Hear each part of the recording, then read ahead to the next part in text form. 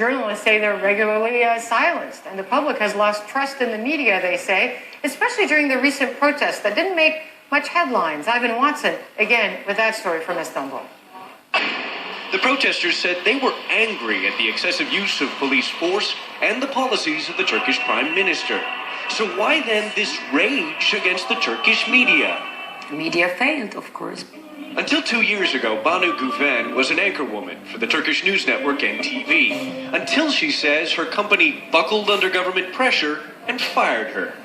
In the last few years, a succession of journalists seen to be critical of the government have been similarly fired from mainstream media outlets.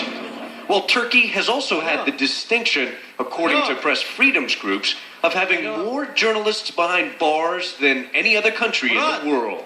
What has the media atmosphere been like in Turkey prior to this protest movement erupting?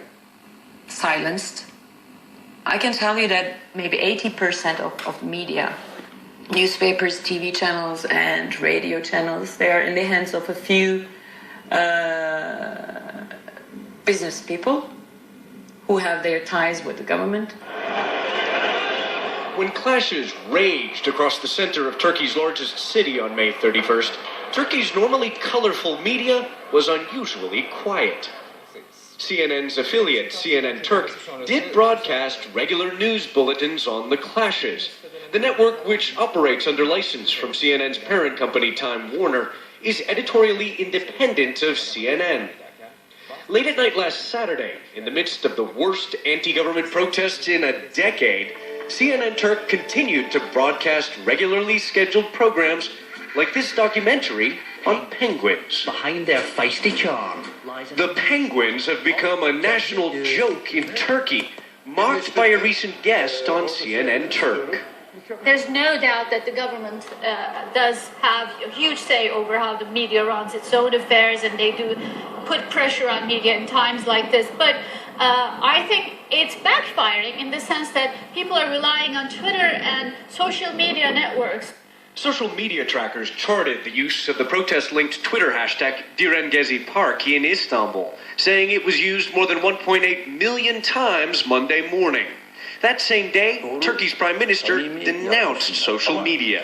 Şu anda tabii bir Twitter denilen bir bela var. Right now, there is a pest that is called Twitter. There is exaggeration, all lies. Of course, what is called social media is right now a menace to society. This week, the editor-in-chief of NTV apologized after several workers walked off the job in protest. The search for balance in an unbalanced atmosphere has affected the entire media as well as us, he said.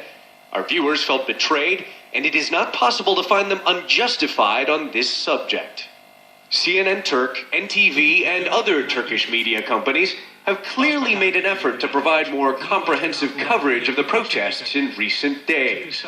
But the debate over the media's role in Turkey's increasingly polarized society is still far from over. Ivan Watson, CNN, Istanbul. The UN Security